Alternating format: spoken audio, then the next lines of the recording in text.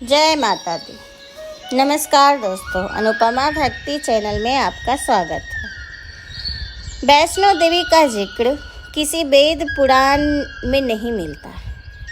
कैसे शुरू हुआ इनकी महिमा का गुणगान? वैष्णो देवी का शक्तिपीठ इतना प्रसिद्ध है और उनकी महिमा इतनी प्रसिद्ध है कि मान्यता इतनी अधिक है कि लाखों लोग हर साल वहाँ 14 किलोमीटर की मुश्किल चढ़ाई को पार करके उनके दर्शन करने आते हैं। परंतु इतनी प्रसिद्धि के बाद उनका जिक्र वेद पुराणों में नहीं आता। तो ऐसे में मन में ये सवाल आता है कि उनकी महिमा इतनी कैसे फैली कि विदेशों से भी लोग उनके दर्शन करने आते हैं। चलिए जाने वैष्णो देवी का इतिहास। वैष्णो देवी की कथा भागवत में आती है। इस देवी की कथा दुर्गा सप्तशती में भी है, लेकिन वेदों और पुराणों में इनका नाम का जिक्र नहीं आता है। कहते हैं कि अधिकतर पुराण हजारों साल पुराने लिखे गए, परंतु वैष्णो देवी का जिक्र 500 से 1000 वर्ष पुराना है। शायद यही वजह रही होगी कि उनका वर्णन पुराणों में नहीं है। वैष्णो देवी की उत्पत्ति एक कहानी है। ऐसा मान्यता है कि धरती पर अत्याचार अधिक बढ़ जाने से धरती माँ दुखी हो गई और उसका भार जब उनसे सहा नहीं गया तो वो त्रिदेव ब्रह्मा, विष्णु और महेश के पास जाकर प्रार्थना की और इस समस्या का हल करने को कही। पर तीनों असमर्थ थे, क्योंकि जिस राक्षस ने अत्याचार किया था उनको उन लोगों ने ही वरदान दिया था कि उसे एक कन्या ही मार सकती है और कोई नहीं। तो उन्हीं तीनों की पत्नियों ने माता सरस्वती, लक्ष्मी और पार्वती के शरीर से एक प्रकाश पुंज निकला और एक होकर बालिका के रूप में ले लिया।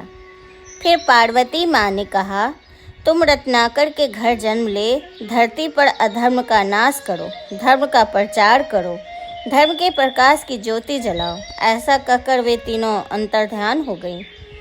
तीनों फिर वैष्णो देवी चले जाने के बाद वैष्णो माता ने रत्नाकर के घर जन्म ली। कहते हैं त्रेता युग में वह एक राजकुमारी के रूप में जन्म लिया था, लोगों का कल्याण कर सके।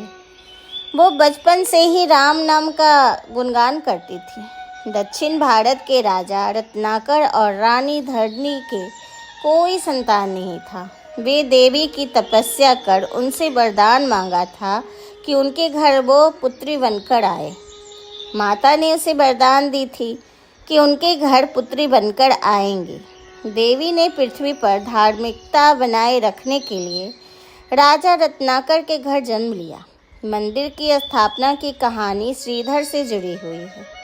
श्रीधर माँ वैष्णो के परम भक्त थे। वे वर्तमान कटरा कस्बे से 2 किलोमीटर की दूरी पर स्थित हसली गांव में रहता था। एक बार माँ ने मोहक युवा लड़की के रूप में उसे दर्शन दी थी। युवा लड़की ने विनम्र पंडित को भंडारा करने को कहा, पर श्रीधर बहुत ही गरीब थे।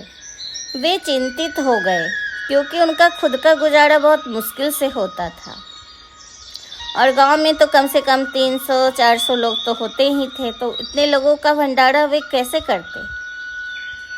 उनके पास तो कुछ भी नहीं है। तो वह बालिका ने कहा कि वो भंडारे का न्योता देकर आए, बाकी सब वो देख लेगी। श्रीधर गांव के आसपास सभी को आमंत्रित किया। उन्हीं में से एक स्वार्थी राक्षस भैरवनाथ भी था, उसको भी बुलाया। भैरवनाथ ने श्रीधर से पूछा, वह कैसी अपेक्षाओं को पूरा करने की योजना बना रहा है। उसने कहा, अगर हमें बुलाया है तो उसे पूरी तरह उसकी हर इच्छा को पूरा करना होगा, और नहीं तो परिणाम भुगतने को तैयार रहना। श्रीधर चिंता में डूब गए। वो कैसे ये आयोजन करेंगे? उनके पास तो कुछ भी नहीं है। तभी बालिका प्रकट हुई और कहा कि वो निराश ना हो, सारी व्यवस्था वो हो चुकी है। छोटी सी कुटिया में जितना चाहो लोगों को बिठा सकते हो। उनके कहे अनुसार ही भंडारा में भोजन और बैठने की व्यवस्था के साथ निर्विघ्न आयोजन संपन्न हुआ। यह देख भैरवनाथ ने उस बालिका की परीक्षा लेनी चाहिए। उसे ज्ञात हो गया कि ये बालिका कोई साधारण बालिका नहीं है, अलौकिक गुणों से भरी हुई है। अतः उसने उससे मांस की मांग की, जिससे वह बालिका नाराज हो गई और वहाँ से जाने लगी। तो भैरवनाथ उसका पीछा किया और सारी कहानी मेरी वीडियो माता त्रिकुटा देवी की कहानी कौन है में है, आप माता त्रिकुटा देवी में सुन सकते हैं। इसका लिंक मैं डिस्क्रिप्शन में दे दूँगी। यह मेरे अनुपमा भक्ति चैनल में आपको मिल जाएगा। वैष्णो देवी 3 पीठ सहित एक स्थान पर आकर ग्रहण किया और सदा के लिए वही मगन हो गई। इसी बीच पंडित श्रीधर अधीर हो गए। वो व्याकुल हो गए कि आप कहाँ चली गई, मुझे दर्शन दीजिए। त्रिकुटा पर्वत पर उसी रास्ते श्रीधर गए। उन्होंने सपने में, माता ने उन्हें सपने में दर्शन देकर उन्हें रास्ता दिखाया था और वे वही रास्ते उस गुफा के द्वार पर पहुंच गए। उन्होंने कई विधियों से उनकी पूजा की और पूजा को ही अपना दिनचर्या बना लिया। देवी उनकी पूजा से प्रसन्न हुई, उनके सामने प्रकट हुई, उन्होंने आशीर्वाद दिया।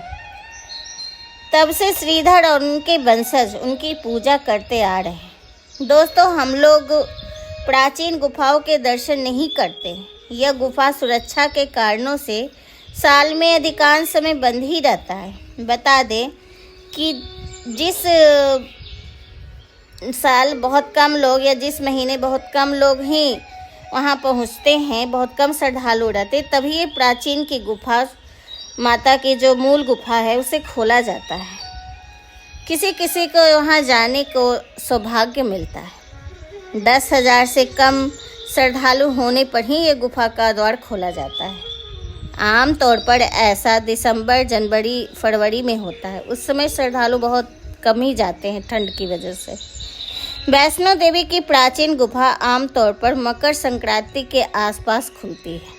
प्राचीन गुफा जो मंदिर के गर्भगृह के भीतर स्थित है, एक प्राकृतिक गुफा है। यह ध्यान रखना बहुत ही महत्वपूर्ण है कि यह गुफा पतली और तीर्थयात्रियों को इसे पार करने में समय लगता है, इसलिए इसे पूरे साल नहीं खोला जाता है। माँ के दर्शन वही लोग कर पाते हैं जिनको माता बुलाती है। माता की कृपा से एक बार उनके दर्शन मैं कर पाई हूँ। वैष्णो देवी की यात्रा बिना थके आप आराम से हेलीकॉप्टर और घोड़ों से कर सकती हैं। जो भी मनोकामना मन में हो, एक बार माँ के दरबार में आप जाइए और बोल कर देखिए, अवश्य पूरा होता है। वैष्णो माता सारे संकटों को हर लेती है। मंदिर में एक नया नियम लागू हुआ है कि ये महिलाएं साड़ी या सलवार सूट पहनकर ही मंदिर में माता का दर्शन करें, नहीं तो मंदिर में प्रवेश नहीं मिलेगा। माता वैष्णो धाम से आप अखरोट, बादाम या जामुन, सूखे सेब खरीद सकते हैं, ला सकते हैं। ये फसलें वहाँ होती है, इसलिए आसानी से और सस्ती वहाँ मिल जाती है। तो दोस्तों, आज का बस इतना ही। आपको ये प्रसंग कैसा लग रहा है, प्लीज़ हमें कमेंट करके बताइए। अगर ये अच्छा लग रहा है तो प्लीज़ हमें लाइक और सब्सक्राइब कीजिए और ज़्यादा से ज़्यादा ये वीडियो शेयर कीजिए अपने दोस्तों और रिश्तेदारों को। धन्यवाद आपका इस वीडियो को सुनने के लिए। बहुत बहुत धन्यवाद। नमस्कार।